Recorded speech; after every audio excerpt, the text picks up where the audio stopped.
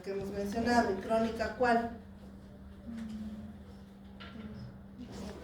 Fácil. Tuberculosis. Muy bien. Entonces ya tiene. ¿Qué más? ¿Qué es? ¿Se cura o no se cura? Y si se cura, ¿con qué se cura? Entonces es tratable. ¿Se puede prevenir o no se puede prevenir? Entonces es prevenible. Entonces ya tienen completo su concepto, ¿sí? Puede ser por cualquier microorganismo y en algunos casos, porque no es en todos, pero estamos dando un concepto general, en algunos casos va a ser prevenible, no en todos. No hay vacuna para todo, pero es tratable, sí, con fármacos específicos en algunos casos, en otros no tienes y solo manejas la sintomatología, ¿sí? Bueno, si vamos a hablar de bacteriana, que es lo que más nos interesa, esta sí va a ser tratable y con fármacos específicos y va a depender del agente etiológico. ¿Qué me interesa del agente etiológico? Ahora, lo que decías, que sea intrahospitalario, que sea de la comunidad, intrahospitalario resistente, de la comunidad se supone sensible. Se supone. Con ustedes, como les he mencionado en la clase anterior, nosotros les estamos dejando mucha herencia. ¿Sí? ¿Y qué pasa?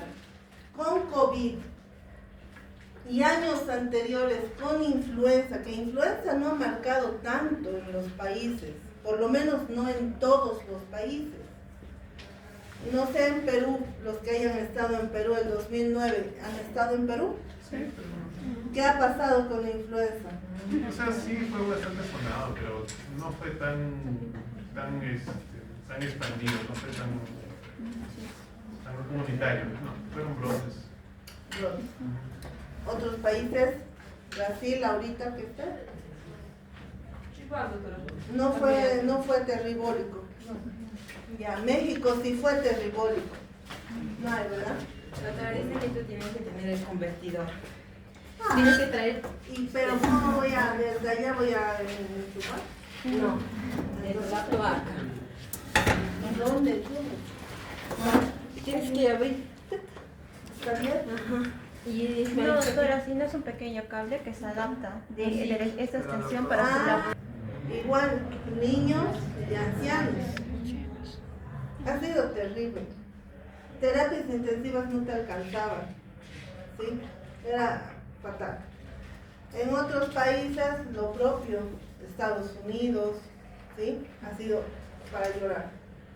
Bueno, entonces, con COVID, ¿qué ha sucedido a nivel mundial? No sabía cómo tratar. Tampoco sabías de influenza, tampoco tenías fármaco para la influenza, tampoco tenías vacuna para la influenza. Pero si se dan cuenta con influenza, el tiempo en el que se ha identificado al germen, se ha conseguido su material genético ha sido corto, meses, 2-3 meses tenías el material genético, 6 meses y ya tenías vacuna. Imagínense, y con COVID, ¿en cuánto tiempo hemos tenido vacuna? Un año y medio, dependiendo de los países. A nosotros nos llegó año y medio, casi 2, la vacuna, ¿sí? En otros lugares, claro, al año, ¿sí? Porque eran los países productores, tenían que hacer sus experimentos todavía. Lo mismo con influenza.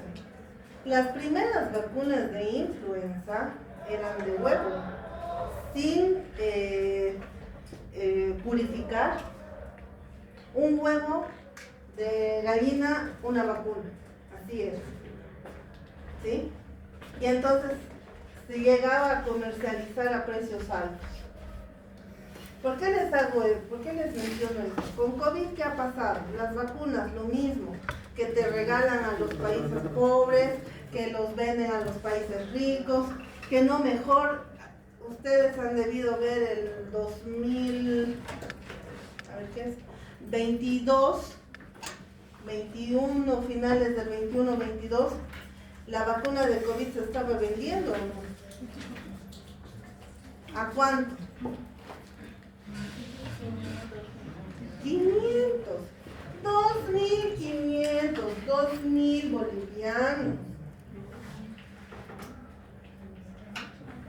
Pero no era gente consciente, porque no manejan adecuadamente estos biológicos. Incluso cuando nos llegaron las vacunas, teníamos el pavor de no tener los medios necesarios para mantener la temperatura de las vacunas. Porque te obligaban a tener refrigeradores a menos 70 grados para guardar por tiempos prolongados y sacar recién a menos, o que es a 8 grados para poder aplicar la vacuna. Pero para guardar, para almacenar, no teníamos. Terrible. ¿Sí? Entonces, ¿qué pasa? En ambas situaciones, dependiendo los lugares, y con COVID a nivel mundial ha sido, que los pacientes se nos han ido complicando. ¿Sí? Tenían COVID, sabíamos que era una infección viral, y de inicio hemos dado tratamiento antibiótico. Lo que escuchábamos es que se te muere la gente, que ni bien daban el diagnóstico, había gente que se ha suicidado, había gente que se ha muerto en sus autos por no ir a un centro de salud, no había espacio, y no volver a sus casas para no contagiar. Entonces, si se dan cuenta, la situación social ha sido catastrófica. El 2020, si han estado aquí y han vivido la enfermedad, ¿cómo estaban las farmacias? Unas filas enormes para vender lo que sea. Papel higiénico. Papel higiénico para quitar diarrea. Porque estábamos pasando lo de Venezuela. O sea, se nos mezclaron muchas cosas, muchos dolores sociales. ¿Sí? Estábamos en eso, y a ver si no es una mentira del gobierno. Por eso es que ustedes no han sentido lo que es influenza. Porque a ustedes los han engañado, y más en países latinoamericanos, o no latinoamericanos, sudamericanos, nos han engañado y nos han dicho que eran políticas de Estado el diagnóstico de influenza, que no existía el virus y que nadie se muere. Entonces se resfriaba la gente y no hacían caso. ¿Sí? Y más los adultos, vamos a bailar.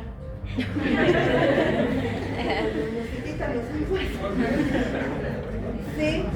Entonces, ¿se dan cuenta cómo nos manejan? ¿Qué pasa con COVID? Estaban intentando hacer lo mismo.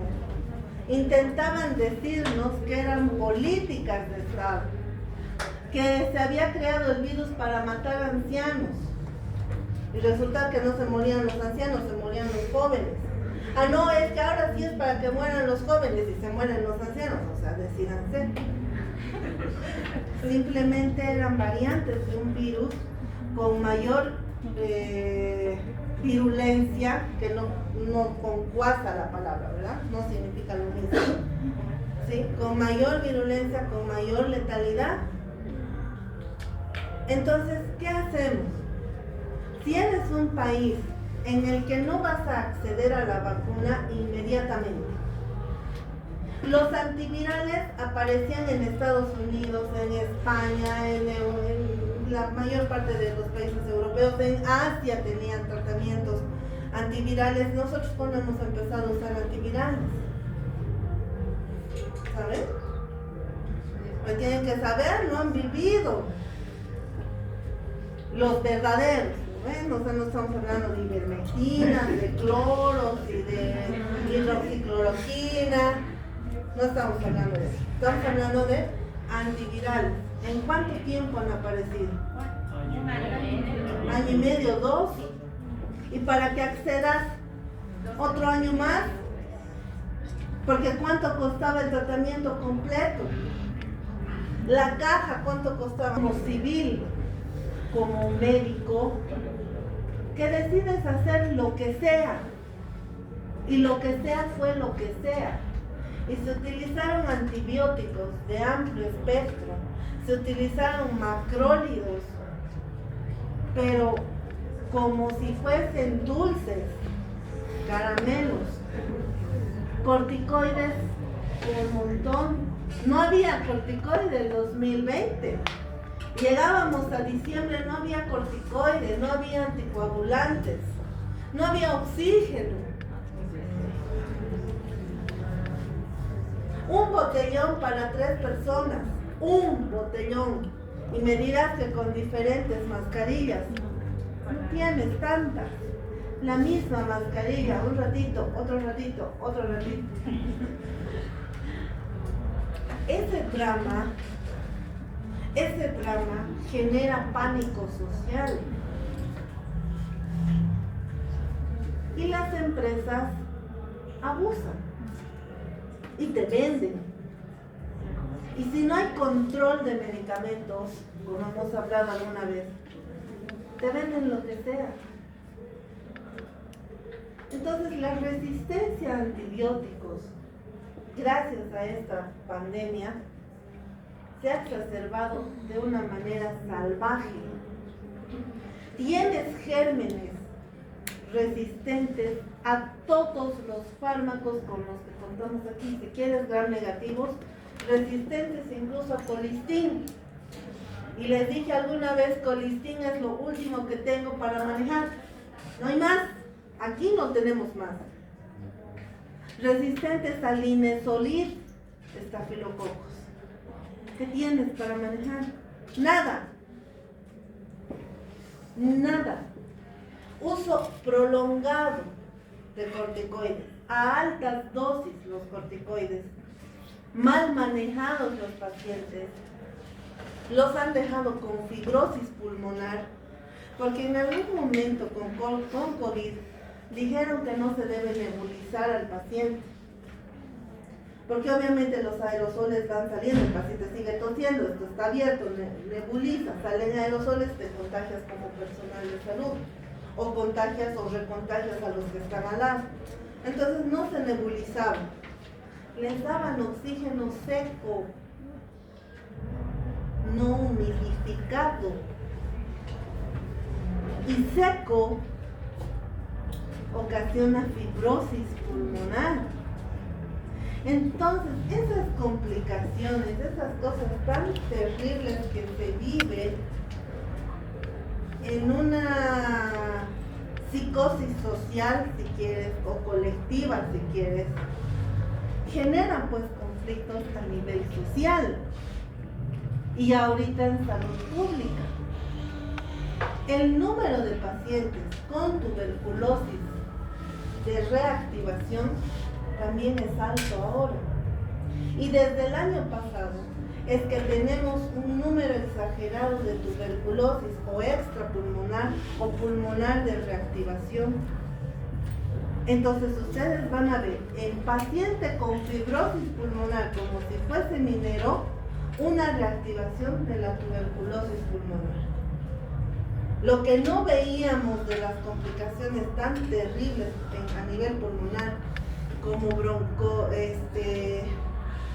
las neumonías y la afección bronquial por la tuberculosis, no era frecuente, porque ni bien hacías el diagnóstico, dabas el tratamiento, tu paciente salía. Ahora no, ahora se complica. Ahora hacen choques cardiogénicos, hacen neumonías severísimas, con afección de más del 80% del parénquima, distrés respiratorio, ¿sí? No se está reactivando la enfermedad en un paciente con pulmones y bronquios normales, si podríamos nombrar así si podríamos utilizar esa palabra, o no afectados, no dañados. Eso es lo que van a ver ustedes en los hospitales. Eso es lo que van a ver ustedes en los centros en donde se maneja mucho lo que es la parte respiratoria. Cuando roten neumología con alguien, eso es lo que van a ver en alguno de los hospitales con sus médicos. Es horrible, ¿sí? Y en el caso de neumonía, ¿qué sucede? Que también estamos hablando de pacientes con afección previa pulmonar.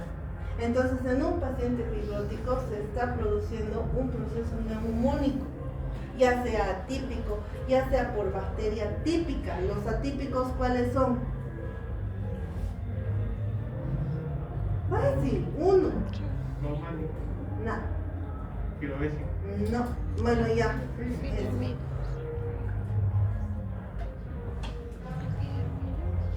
Bacteria típica, fácil.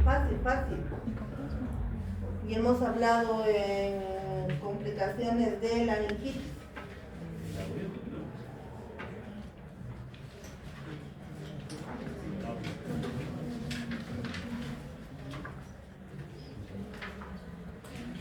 Mycoplasma pneumonia. ¿Sí? Eso les decía. Mycoplasma pneumonia es uno de los gérmenes. Clamidia pneumonia es otro. Atípicos también se considera a los virus. Atípico también es la Bordetella pertussis como bacteria. Y a principios de este año, finales del año pasado, ha habido un brote de Bordetella pertussis. Entonces, si se dan cuenta, esta situación para ustedes es dramática. Para Bordetella pertussis, para Mycoplasma pneumonia, el tratamiento son macrólidos. Y estamos hablando de que en casos de pacientes que han recibido mucho antibiótico, han generado resistencia a los gérmenes colonizantes y ya no tienen efecto los macrólidos. Entonces, todo este análisis que les estoy haciendo, que a ustedes no les gusta escuchar informativo, si les ponemos informativo cambian a su novela, no es más divertido, a sus películas de horror, de terror, de no sé qué, ¿sí? Si no saben analizar lo que está pasando en su medio, no van a poder manejar adecuadamente su comunidad. Acuérdense que ustedes van a ir a provincia a hacer un rote en su internado. Y en provincia, ¿cómo van a manejar? ¿Cómo van a explicarle a la gente qué hacer? ¿Entienden? Eso es salud pública. Un chiquitito de salud pública. Entonces, ahorita nos estamos enfrentando y todo esto venía a que los gérmenes de la comunidad que suponíamos eran sensibles, ahora en la comunidad también tenemos resistencia, ¿sí? Entonces, ideal para el inicio del tratamiento antibiótico con cultivo. ¿Cultivo de qué? ¿Cultivo de qué? De secreción bronquial. Espero se acuerden. Porque luego escupa, señor, y escupe saliva y eso van y cultivan. Y no hay la expectoración, no hay la secreción bronquial. ¿Cómo le vas a decir a tu paciente que escupa lo que debe? ¿Cómo le explicas a un civil? ¿Qué muestra quieres? Flema, ¿por qué les cuesta tanto? No es mala palabra, caca tampoco. Pero claro, hace popó. ¿Hago qué? Si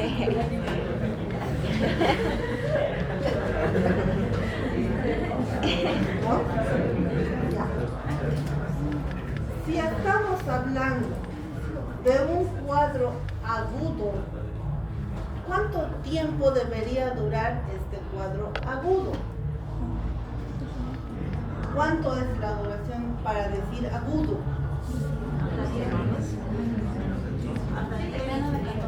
2 semanas, 14 días. Y pasados los 14 días ya consideramos crónico. Y si un paciente está tosiendo más de 2 semanas, ¿cómo lo denominamos? Sintomático respiratorio. Y si estás hablando de sintomático respiratorio, ¿qué diagnosticas? ¿O qué descartas? Tuberculosis. Y si descartas tuberculosis, ¿qué descartas? VIH. ¿Bien? Bonito. Muy bien.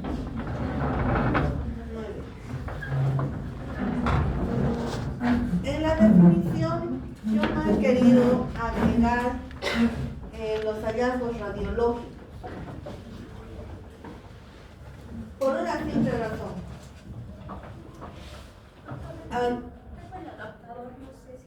Y el cable, pero radiológicas y neumonía.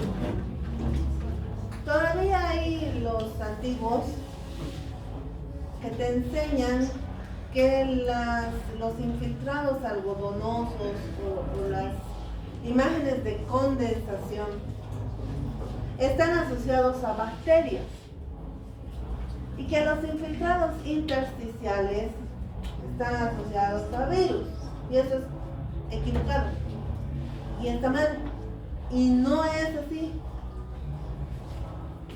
porque infiltrado intersticial también van a encontrar en bacterias.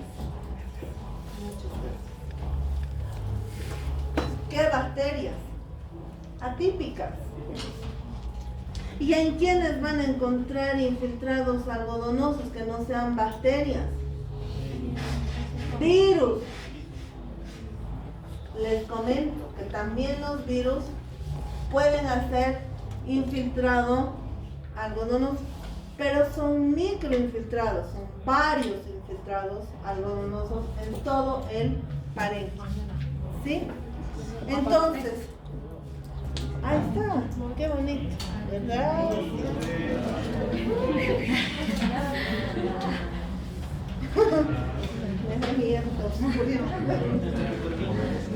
Entonces, cuando hablemos de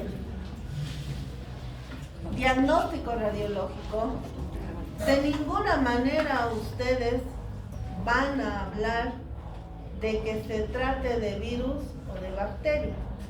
Ustedes van a mencionar el tipo de infiltrado que encuentran en la radiografía. Aquí lo que encuentran es un infiltrado, bueno, no sé por qué no se ve. Porque arriba está muy...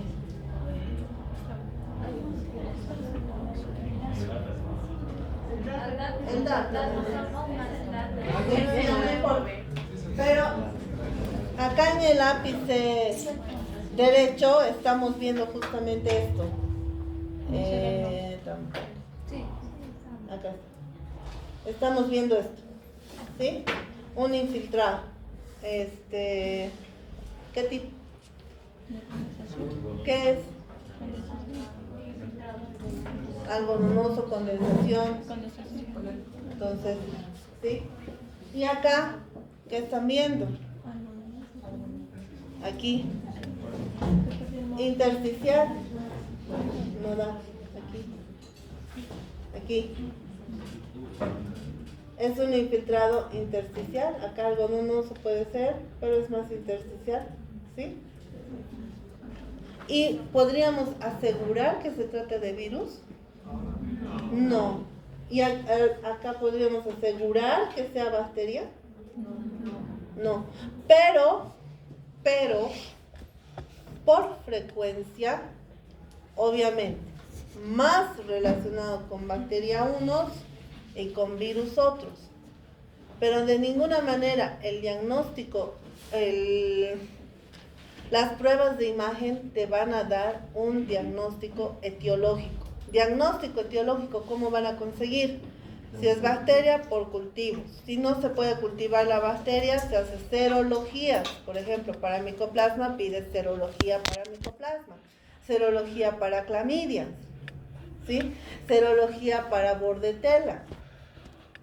Nosotros sí tenemos métodos de cultivo para bordetela, pero lamentablemente solamente en La Paz. Y la bacteria se muere rápido, o sea, de que llegue desde Cochabamba a La Paz sería mucha suerte realmente el lograr identificar al microorganismo, ¿sí? Entonces, solamente 39% de los casos va a tener patrones radiológicos compatibles. No llegamos ni al 50%, se van a equivocar, ¿sí? Esta enfermedad obviamente está considerada entre las primeras causas de muerte. Para los menores de 5 años en los países en desarrollo todavía está dentro de las primeras 5 causas de muerte en niños, ¿no? Entonces sí es elevada la letalidad de esta enfermedad. Pero ¿cuándo se convierte en letal? Cuando no se la diagnostica correctamente y cuando se medica una infección viral desde inicio con antibióticos. ¿Por qué estará mal? O sea, ¿se acuerdan que les mencionaba que una infección viral favorece la sobreinfección bacteriana? ¿Sí? Porque destruye el tejido, la mucosa, el ácido ciálico expone el ácido ciálico de las células y esto facilita la fijación de las bacterias, colonización, invasión, infección, ¿sí? Todo lo que ya hemos hablado y se lo saben de memoria, ¿no? Sí, se dice. Entonces, ¿por qué? Si a la larga, y es un paciente adulto y con fibrosis pulmonar, les estoy diciendo, un viejito, que a la larga esta infección viral va a ser bacteriana, ¿por qué no le inicio con antibióticos de una vez y así no le pega, o más bien no contrae ninguna infección bacteriana, no lo coloniza ninguna bacteria? ¿Por qué consideran ustedes que está mal desde inicio el tratamiento antibiótico? Porque si ya antibióticos a temprana fase están matando su flora bacteriana normal, la que impide que bacterias más patógenas o virulentas lo colonicen. Más patógenas. Pues, no, más quiero. Más que. Entonces, cuando ya el antibiótico ha generado, pues, digamos, espacios que pueden ser colonizados por otras bacterias, las bacterias sobrevivientes, porque tienen solamente virus sobrevivientes, se vuelven resistentes también a ese antibiótico. Vamos a inducir resistencia. Está perfecta la explicación. Vamos a inducir resistencia a esas bacterias patógenas que podían haber estado colonizando al paciente por cualquier circunstancia. Si es un fibrótico, está colonizado y no colonizado por cualquier microorganismo, por gérmenes muy agresivos. Pseudomonas, estafilococo meticilino resistente, hasta otros gram negativos como Klebsiella. Entonces, el cuadro neumónico que nosotros generaríamos por el uso indiscriminado de antibióticos va a ser peor. Pero si le estoy dando el tratamiento y está empeorando, pobrecito, ha debido estar muy lesionado el parénquima, muy fibrosados los bronquios. Mentira. Han generado resistencia. Ustedes han inducido la resistencia. ¿Sí? Entonces, de inicio, intenten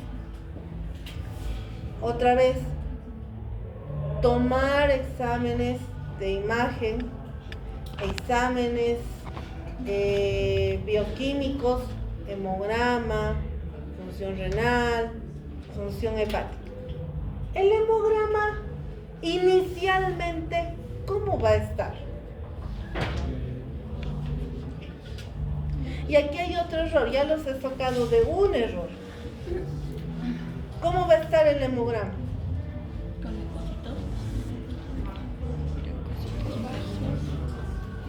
¿Qué les dicen que pueden encontrar en el hemograma cuando se trata de una infección viral? Linfocitos. Linfocitos. ¿Y si es bacteriana? Falso. Mentira. Y ustedes ya deberían responder y decirme que eso es mentira. Ya me han escuchado mitad o tercera parte del semestre. ¿Qué pasa en la primera fase de las enfermedades? ¿Qué sucede cuando entramos en contacto con el microorganismo? ¿Qué nos pasa?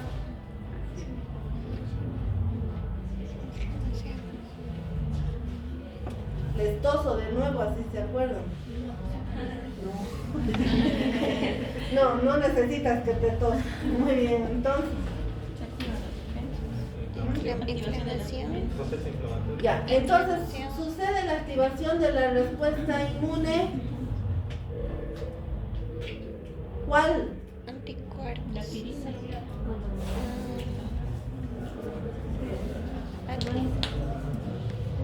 ¿Qué respuesta inmune? Humoral, sí, ¿Cuál es la primera?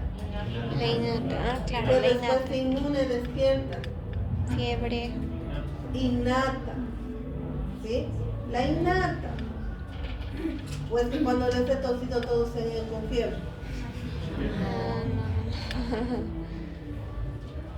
Y cuando ustedes me tosen, yo tampoco tengo fiebre.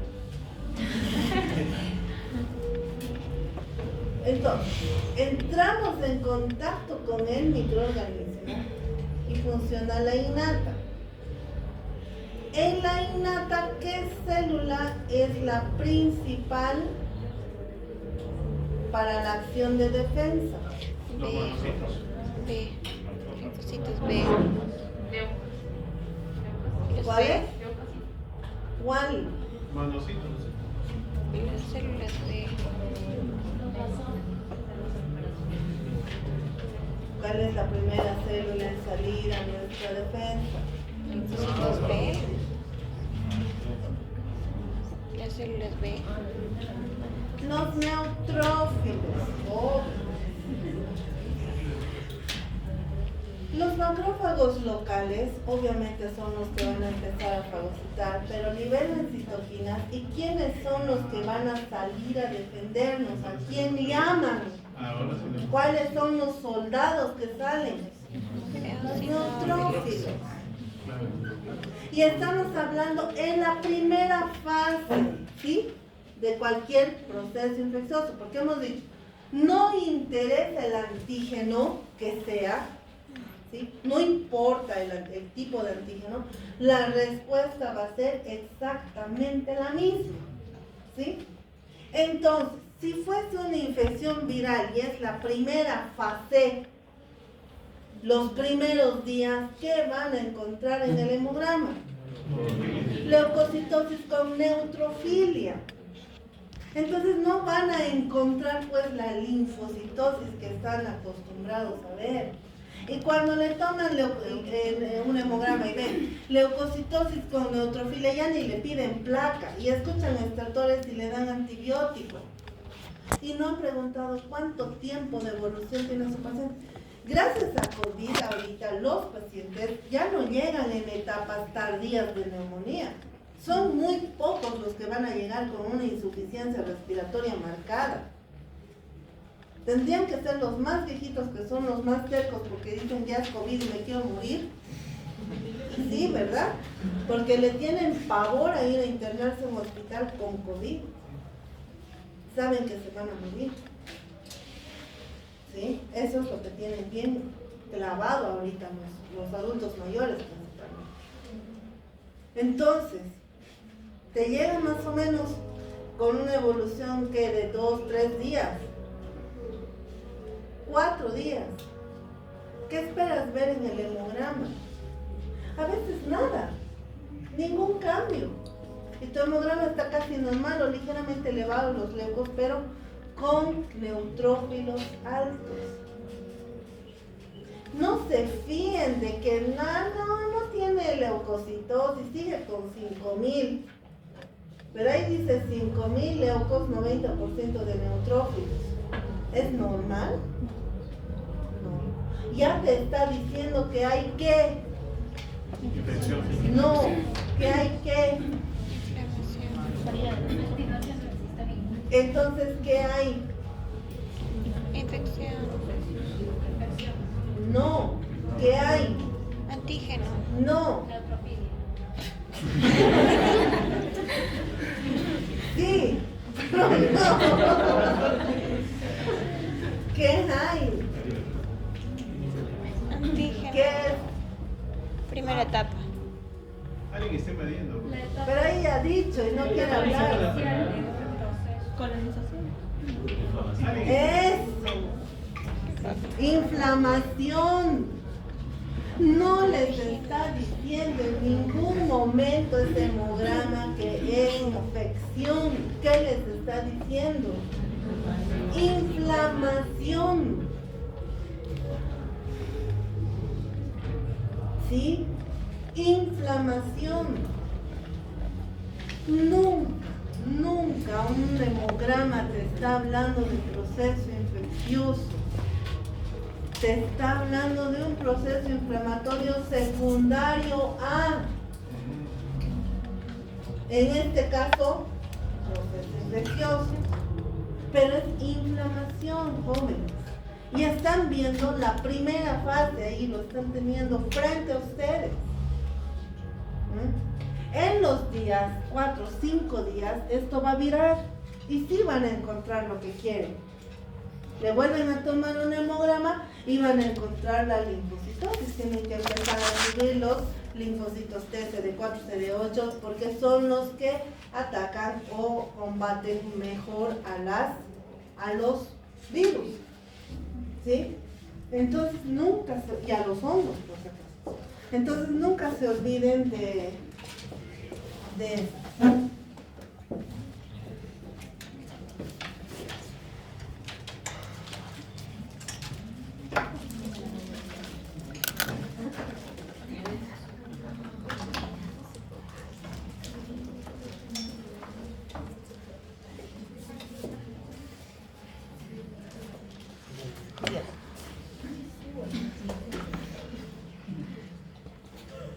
¿Cuáles son los factores de riesgo? Ahí está clarito y facilito.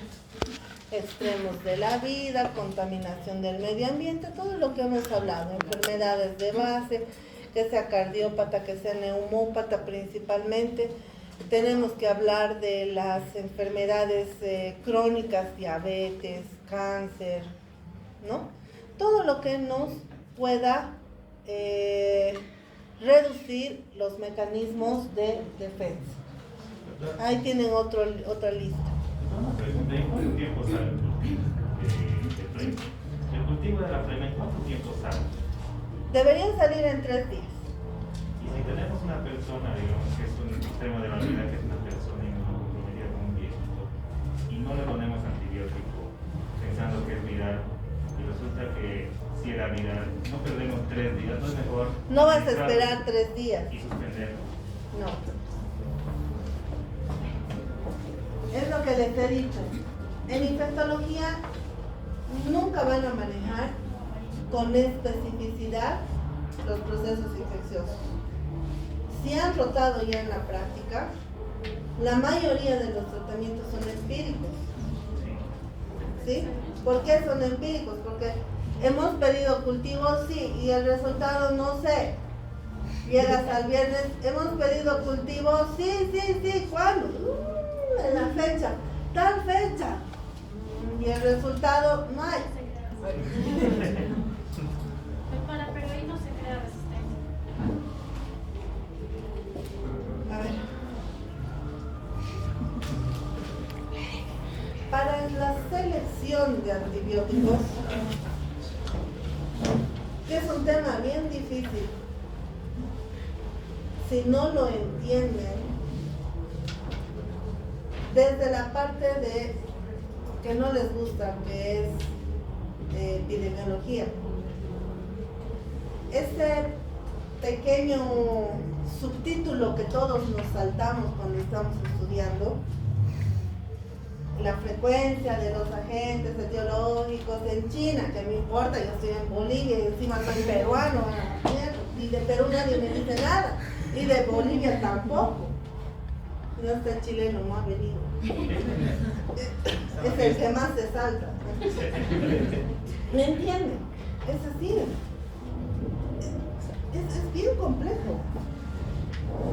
Pero no se están dando cuenta que si bien están mencionando ciertos países, pueden traspolar al continente o al tipo de sociedad de ese país al que le están mencionando, en cierta forma. Y que son métodos investigativos que se han utilizado para determinar el agente etiológico más frecuente para cualquier proceso infeccioso. Entonces, ¿cómo podrías generar resistencia si tu tratamiento empírico está basado en epidemiología? Y la epidemiología te está diciendo, este es el agente etiológico más frecuente. Estás empezando el tratamiamiento. Estás pidiendo cultivo que en la teoría deberían darte ni siquiera al tercer día. A las 24 48 horas ya te deben dar una lectura probable del diagnóstico o del agente identificado. Y a los 15 minutos ya deberían decirte si es gram positivo o negativo, porque deberían haberte leído la función gram. Y entonces ya no te equivocas. Y entonces ya no haces lo que nosotros hacemos, de asociar antibióticos para cubrir positivos y negativos, que sean los más frecuentes en un proceso infeccioso. ¿Me entiendes? Entonces, empieza, por eso les digo, es obligatorio, es imprescindible que tu laboratorio trabaje a la par, que te dé los diagnósticos inmediatamente. Ni en los privados a veces conseguimos esto, ¿no? Es difícil. Ahora, les estaba hablando de los factores predisponentes, hoy hay una lista larga. Y les he puesto en rojo. Y justamente no recuerdo cuál de ustedes fue, no sé si está acá. En el hospital me dice, pero todos tienen ranitidina. Sí, todos. Error. Es un error. Todos los pacientes, ahora ya no solo ranitidina, ahora metoclopramida más. U omeprazol, ¿no? En lugar de ranitidina, el omeprazol. Gasto. A veces innecesario. Muchas veces innecesario. ¿Qué pasa con los antiácidos? Alcalinizas la secreción gástrica. Esto funciona más para los pacientes postrados, para aquellos pacientes que no tienen una buena movilización de secreciones. ¿Por qué? Porque van a tener microaspiraciones con gérmenes patógenos que van a ocasionar neumonía o abscesos pulmonares. La alcalinización de la acidez gástrica favorece el crecimiento de estos microorganismos. Entonces, no deberíamos utilizar. Muchas veces no hemos puesto, pero ahí está la licenciada. No le ha puesto su ranitidina, no le va a dar omeprazol, y su estómago, no le pongas nada, ya. Me voy en la tarde, llaman de guardia, todos con ranitidina al día siguiente.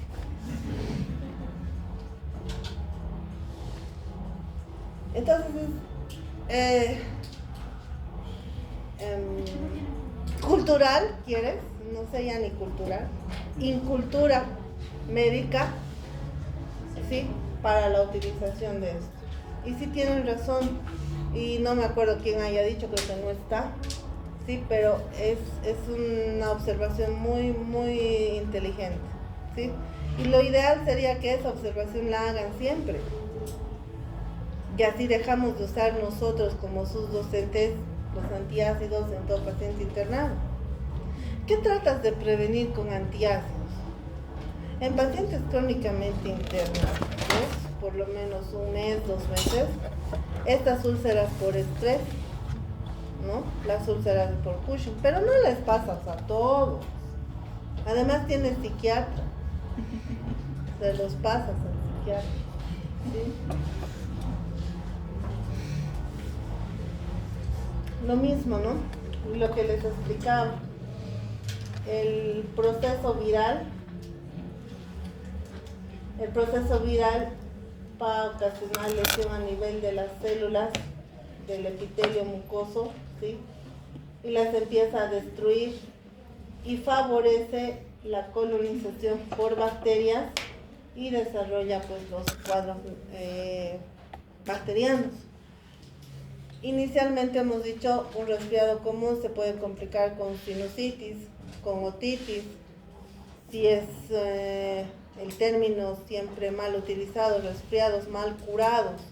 No son mal curados, son maltratados, porque han tomado antigripales que han reducido la respuesta inmunológica, han tomado antitusivos que han evitado que elimine la expectoración. Entonces el paciente se ha complicado con neumonía. Acá los factores, nuestro factor protector, obviamente los cilios, y en la respiración nasal, porque calienta el aire, humidifica el aire, y además en las vibrisas se quedan pegados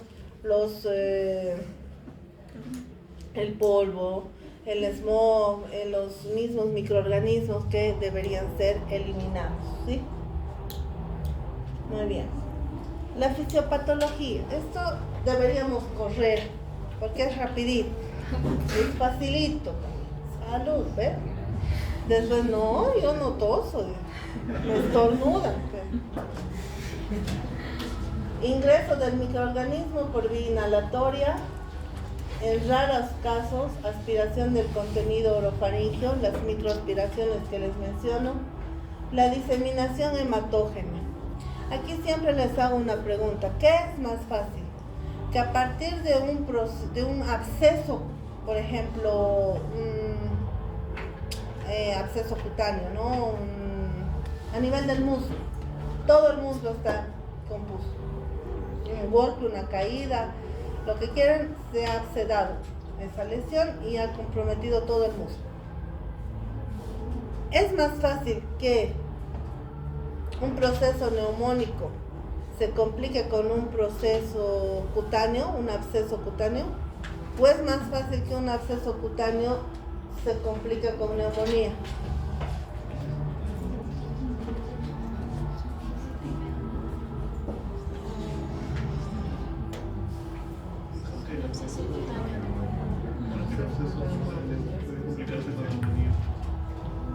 Parece más lógico que durante menos o más años. Exactamente. ¿Sí? Siempre los abscesos cutáneos, no solo cutáneos, abscesos, peritonitis si quieres, meningitis, llega a una complicación neumónica, choque séptico. ¿Cuál es el primer órgano en afectarse?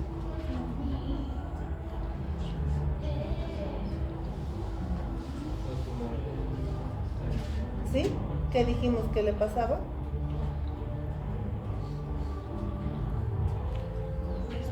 Esta semana, ¿quién ha estado en la práctica? Lo más lindo es que se me han escapado los de esta semana, ¿no? Ni a la práctica, ni a la teórica me dicen. Calladito. Hemos tenido un caso esta semana. Una señora con celulitis en la pierna, con enfermedad autoinmune por vasculitis de Wegener y ha desarrollado neumonía severa. me la voy a guardar para la clínica. Pero ha desarrollado una neumonía severa por diseminación hematógena o porque se ha contagiado por vía inhalatoria o porque ha tenido una aspiración del contenido orofaríngeo. La 4, la paciente 4, la viejita, gordita. Ni idea tiene. Qué guaro. Vamos a bailar. Estabas en la 2, ahora está en la 4. ¿Cómo se ha contagiado? ¿O qué le ha pasado? Ustedes, los que la han visto, las heridas estaban infectadas. ¿Salía pus de las heridas? No. Eran úlceras varicosas. Sin pus. Y entonces, ¿por qué tiene neumonía severa y además que se nos muere? ¿Por qué? ¿De dónde? Puede ser relación. ¿Mm? De la piel puede ser. El cocosaurio puede estar ahí dando vueltas, se mete. Pero entonces tendría celulitis al menos. Pero claro, si no, ¿cómo? Son cosas No, de no. A ver, eso lo tenemos que aclarar. Si es un inmunocomprometido, fase SIDA, si quieres, con leucos, ¿en cuánto quieres? Hasta el 12 hemos visto CD4. Ya no seremos tan extremos, que tenga 50. Hemos dicho que todos estamos colonizados con microorganismos. En todo lado. Piel, órganos, ¿sí? ¿Estos gérmenes obligatoriamente van a ocasionarles sepsis? No necesariamente. Es que entonces no va tu teoría. No va. Iría si el patógeno ha desarrollado un proceso infeccioso a nivel de la piel, estás diciendo, ¿no? Que el Streptococcus, supongo, no es neumonía, o el Staph aureus, que estaba ocasionando la lesión en la piel, sí, el proceso infeccioso en la piel, por diseminación hematógena ha llegado a los pulmones, se desarrolló una neumonía. Eso está fácil, ¿sí? Pero ¿cómo podría llegar a los pulmones o a la vía hematógena si no hay un proceso inflamatorio en ese sitio? Porque hemos dicho que necesitamos del proceso inflamatorio para que se abra la carretera de doble vía y salgan células y entren bacterias. Y si no, ¿cómo? Más fácil, o tal vez más difícil, no sé. Los antibióticos normalmente alcanzan líquido cefalorraquídeo. ¿Qué necesita para que entren al sistema nervioso central los antibióticos? Atravesar la barrera. Y para que atraviese la barrera hematoencefálica, ¿qué se necesita? No, y te dice el libro, los artículos, Wikipedia, todos te dicen. ¿Qué te dice? Que debe haber un proceso inflamatorio para que ingrese el antibiótico, para que pueda atravesar la barrera hematoencefálica, y si no, no va a atravesar el antibiótico. ¿Sí? Entonces, para que haya una diseminación hematógena, tiene que haber en algún sitio un proceso inflamatorio. Secundaria infección, a lo que quieras. Podría haber sido una fractura nomás y estaba colonizado, pero esa fractura ha producido una inflamación. Esta inflamación ha hecho que el germen colonizante se meta y ha ocasionado el proceso infeccioso. ¿Sí? Ahora está más claro eso. Muy bien. Entonces, a esta señora que no teníamos el proceso inflamatorio visible, ¿qué tiene? considero autoinmune. ¿Y qué tiene? Inflamación Crónica.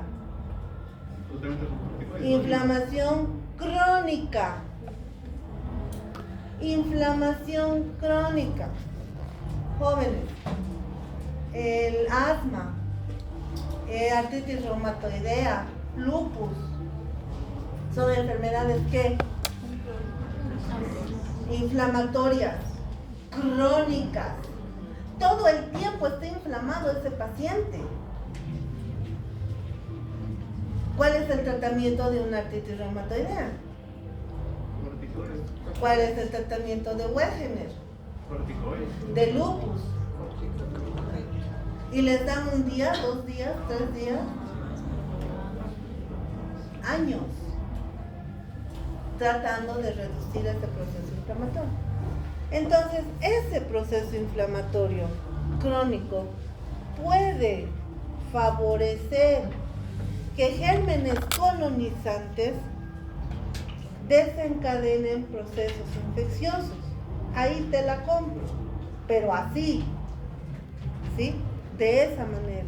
Lo mismo con el VIH. El VIH es un paciente inflamado toda la vida. Se va a morir inflamado, porque es la forma como nos defendemos contra ese virus, ¿sí?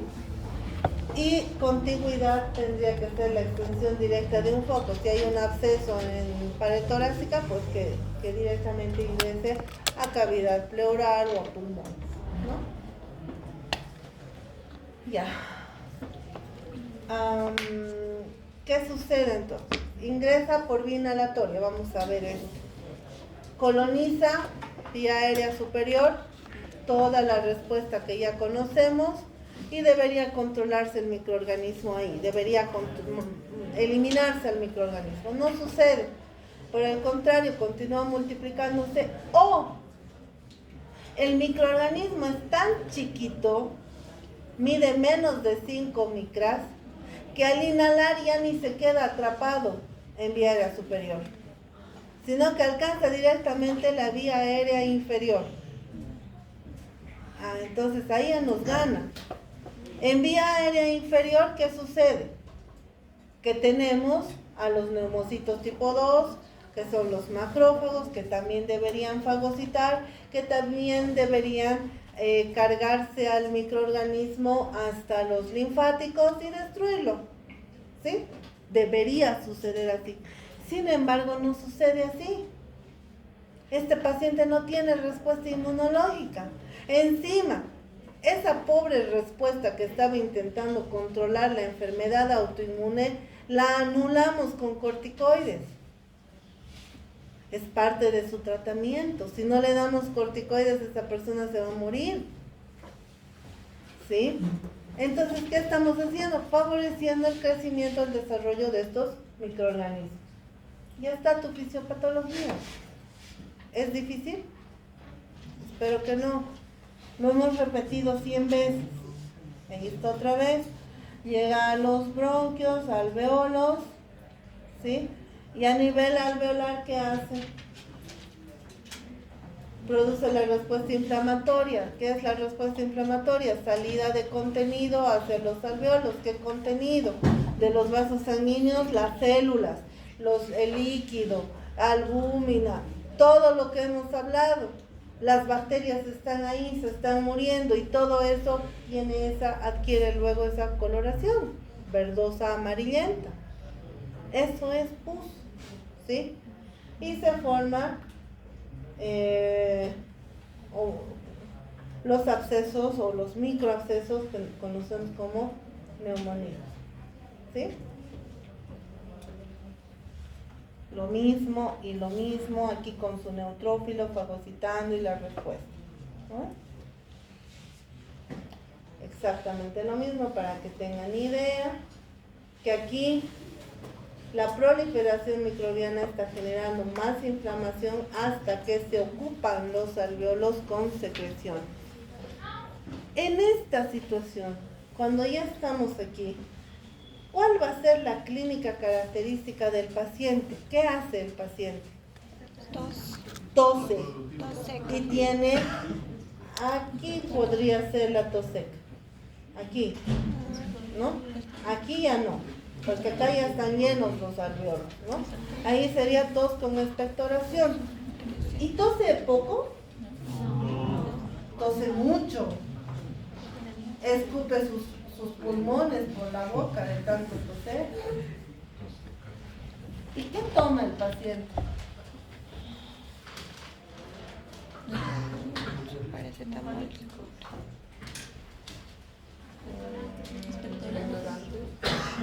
¿Y qué hacen los expectorantes o mucolíticos? Producen tos para poder eliminar. No. ¿Qué hacen? Fuerte. No te he escuchado allá, la muchacha se ha dormido. Ni a mí me duele.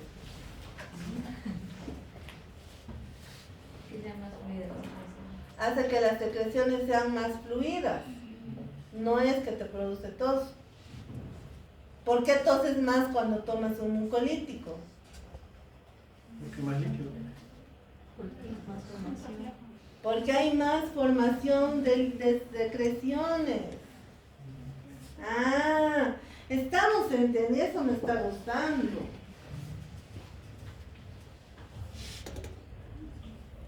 Cuando un paciente está con proceso neumónico, ya estamos en la fase de tos con expectoración mucopurulenta.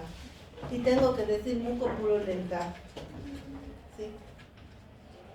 Y le doy un mucolítico. Estoy fluidificando las secreciones, las estoy haciendo menos densas. Es más fácil de que los cilios muevan estas secreciones. Y si es más fácil que mueva, ¿qué se está estimulando? El reflejo de la tos, pero no por el medicamento, por las secreciones. Y además, ¿qué estamos favoreciendo? Que se produzcan más secreciones.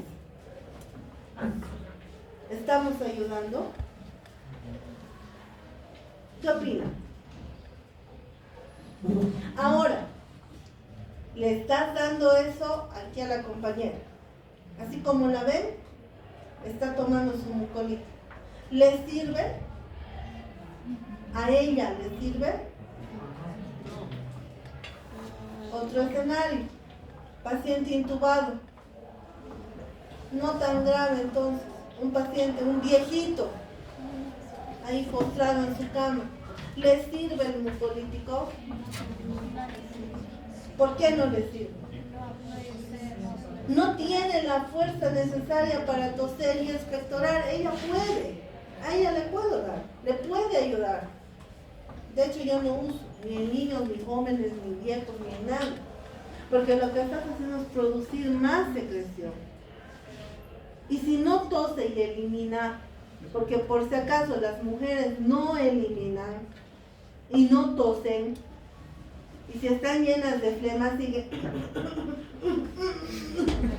Si la flema está ahí, ¿cómo tosen los varones? ¿Han escuchado? Pulmón afuera. ¿Qué es mejor? Pulmón afuera. Mejor afuera que adentro, dice Shrek. No lo hagan, por favor. Vamos a morir, no hay tanta ventilación. ¿Sí? Pero es eso. ¿Cómo estornudan las chicas? ¿Qué has hecho? Estornudado. ¿Serio? ¿Cómo estornudan los chicos?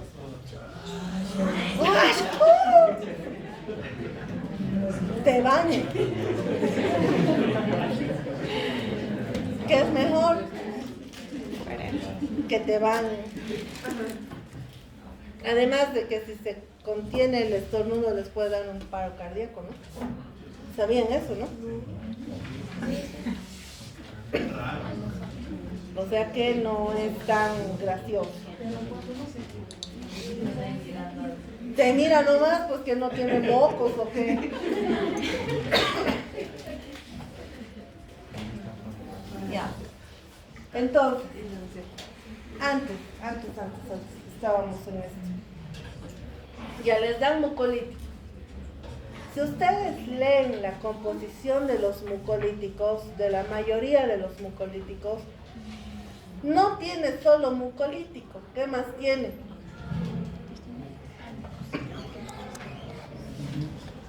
Antitusivo. Y le estás dando un mucolítico con un antitusivo. Eres un salvaje. Porque estás generando tanto moco y le estás cortando el reflejo de la tos. ¿En qué va a acabar? ¿En qué va a acabar?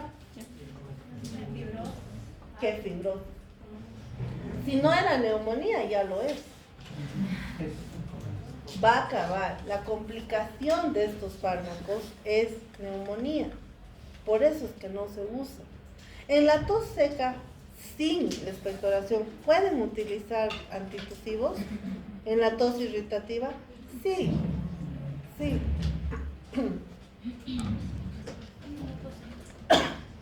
No es COVID, no te estoy tosiendo.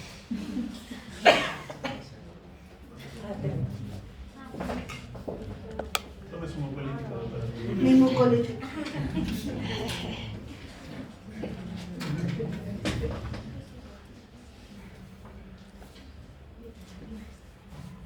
Tienen otra vez los factores de riesgo y que justamente estos pacientes, primer cuadro derecho o izquierdo para usted,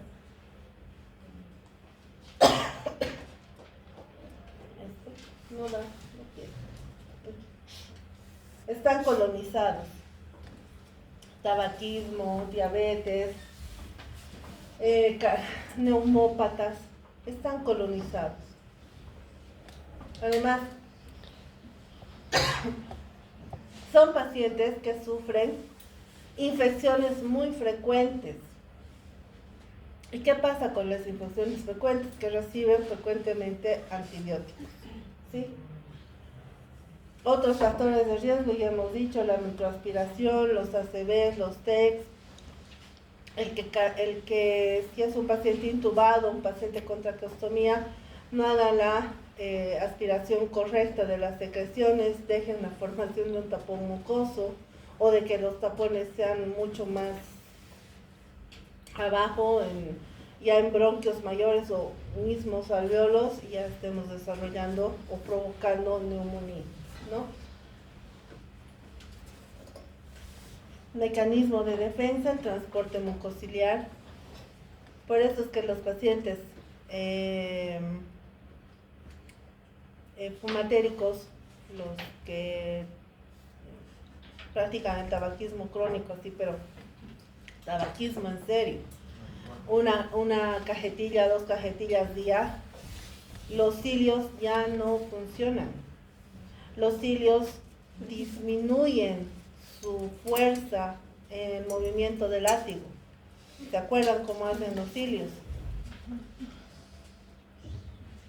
Suave atrás y fuerte adelante. Suave atrás y fuerte adelante. ¿Qué hacen estos cilios?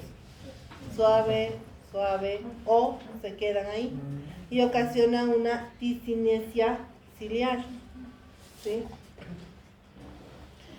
Otros mecanismos de defensa, la tos, las secreciones, la fagocitosis, toda la respuesta inflamatoria que ya hemos hablado, la formación de anticuerpos, la inmunidad celular humoral. Si no funciona, neumonía. Otro mecanismo, y lo mismo, en inglés, en español, en todos los idiomas. Francés, que es portugués, no he puesto. La próxima. Pero es exactamente lo mismo, ¿ya? Ahora, ¿cómo haríamos la clasificación de neumonía? No utilicemos NAC todavía. Neumonía. NAC es neumonía adquirida en la comunidad. Neumonía solamente. ¿Cómo clasificarían? Una adquirida en la comunidad o intrahospitalaria. Otra que sea por el agente etiológico, viral, bacteriana, parasitaria. ¿Hay parásitos que ocasionan neumonía? Sí. ¿Cuál?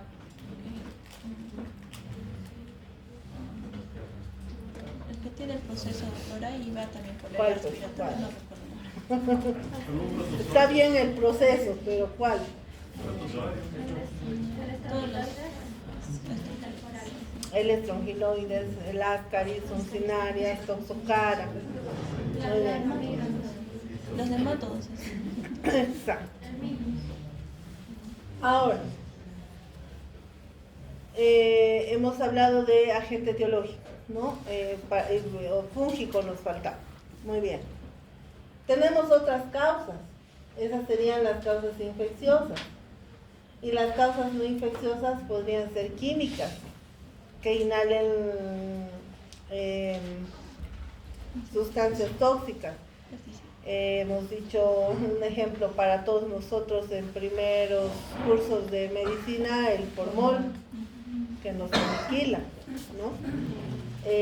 Causas inflamatorias, el asma, autoinmunitarias, hasta lupus y más, idiopáticas. Muy bien. Forma de presentación, hemos dicho aguda o crónica, y ustedes mismos ya me han dicho. Evolución, ¿en qué fase de la enfermedad se encuentra?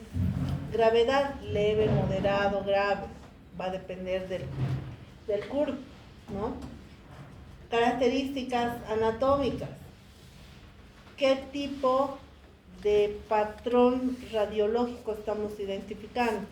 Que sea lobar, que sea segmentario, que comprometa todo el campo pulmonar, que sea intersticial, ¿sí?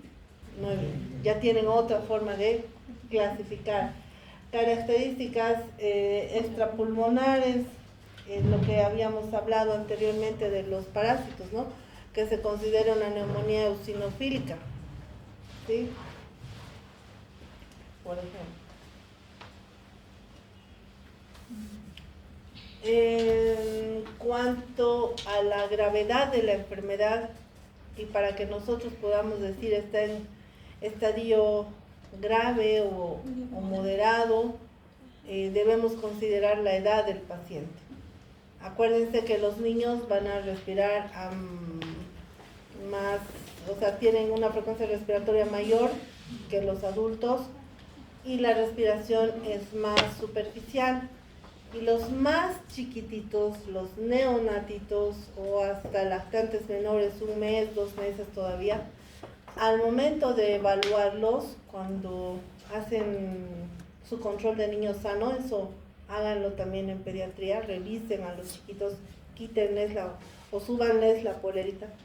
Van a ver ustedes que hace movimientos de retracción intercostal. Eso es por el esfuerzo normal, su tórax todavía no es duro, ¿cierto? Es más cartílago que hueso, entonces todavía se mueve y van a ver eso. Muy bien. Entonces, aleteo nasal en los neonatos también van a encontrar, o cuando está lactando, por el esfuerzo que está haciendo al succionar. Entonces, eso no es signo de respuesta que es de dificultad respiratoria, ¿no? Por eso tienen que fijarse. El anciano caquético también va a tener retracción intercostal. Han curado a la señora de la cama 20, a doña Herminia, si no me equivoco el nombre. ¿Sí? Esta mañana, una viejita, parece chulpita ya la pobre. ¿La han visto? No es suicidio, ¿qué hace? Según yo están trabajando full y no hay ni uno. Está tan caquética la señora que si revisas hay retracción intercostal, ¿sí? Pero esto, si no auscultas nada raro a nivel pulmonar, te podrías indicar de que no es signo de dificultad respiratoria. ¿Qué más? Esto para que se den cuenta más o menos o diferencien un proceso infeccioso de lo normal.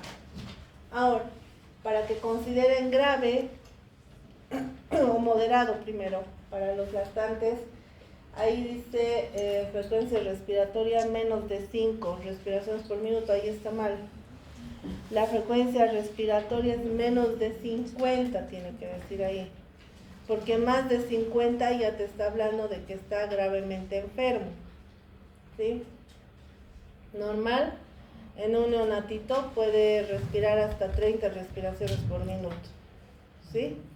Pero menos de 50, ya está respirando más de 30, se considera moderada la dificultad respiratoria. Y grave cuando ya respira por más de 70 o más de 50 respiraciones por minuto.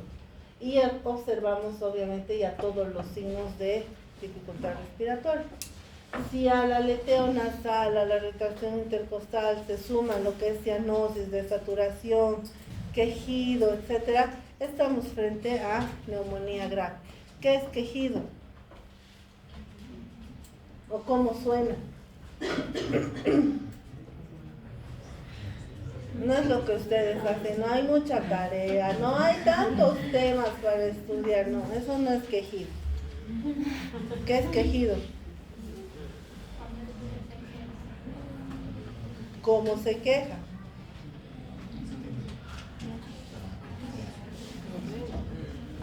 ¿Cómo se queja?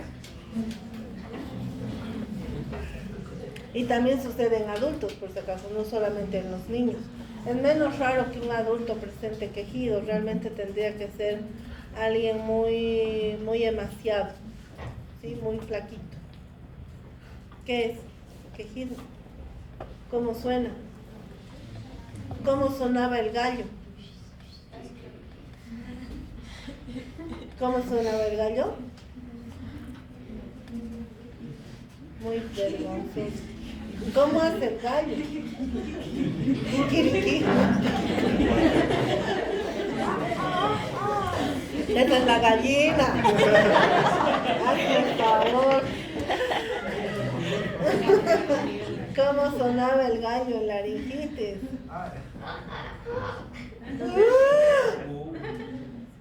¿Y qué es quejido? ¿Qué es quejido? ¿Y cómo van a enseñar a sus estudiantes cuando sean internos?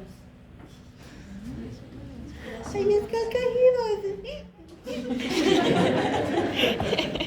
¿Así van a dar clases? Así suena.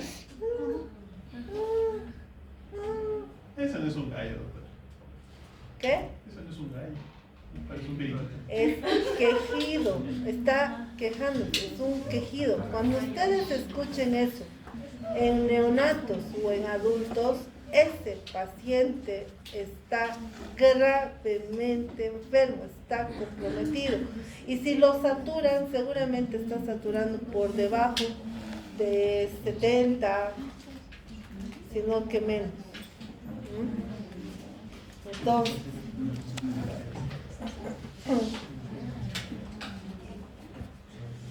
ya en los mayores, obviamente la respiración tampoco 50, por encima o que es por debajo de 30 ya para nosotros, pero por encima de 25 ya consideren, incluso 40, podríamos decir, leve, y más de 50 grave. Y lo mismo, los mismos signos, ¿no? Aleteo nasal, retracción intercostal, retracción subcostal. Pueden incluso ver la disociación tóraco-abdominal, que es frecuente más en los niños que en los adultos. Obviamente por la desaturación, por la hipoxia y taquicardia. ¿Sí? Ya si está séptico, está gravemente comprometida y compromiso vascular más, va a haber llenado capilar prolongado. ¿Sí? Muy bien. Lo mismo. Agentes etiológicos por edad. Aquí va la respuesta a lo que me estaban preguntando, qué voy a dar, cómo decido qué antibiótico dar. Entonces no había sido lo mismo a cualquier edad. Si tengo un neonato, tengo que fijarme los gérmenes del canal del parto, que sean los que más contaminan a este bebé. Está el Streptococcus agalactiae, están los gram negativos que están colonizando el área porque está próximo al ano. Sí, E. coli, Klebsiella serían causas frecuentes de neumonía en neonato. La listeria monocitógenes, como les decía, y si se van hasta el otro extremo ya con los ancianos, listeria monocitógenes otra vez se convierte en un factor de riesgo, en un agente etiológico frecuente y que hay que cubrir, ¿ya? Entre hasta los 3 meses, incluso 3 años, vamos a poner, no tanto como 5, como está en la diapositiva, que los agentes etiológicos principales van a ser virales y a partir de los 3 en adelante vamos a considerar como principal agente a los bacterianos, ¿no? ¿Cuándo voy a decir es virus y no voy a dar tratamiento antibiótico?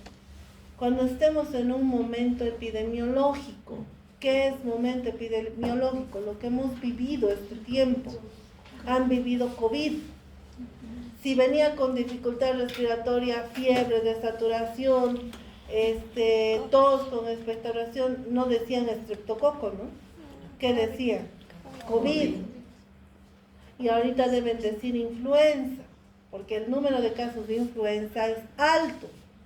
Lo que no se está haciendo es diagnosticar, no porque no te informen que no hay, es que no existe. Es que eso sí es política de Estado, es mejor que no haya gente enferma. Y consideremos cualquier proceso infeccioso grave como influenza, como resfriado. Total, influenza la conocemos desde el 2009. Pasa nada. Para las bacterias, ¿cuál es el agente etiológico principal? Streptococcus pneumoniae. Y va a variar. Ahora ya no va a ser el Streptococcus pneumoniae. ¿Por qué? Vacuna.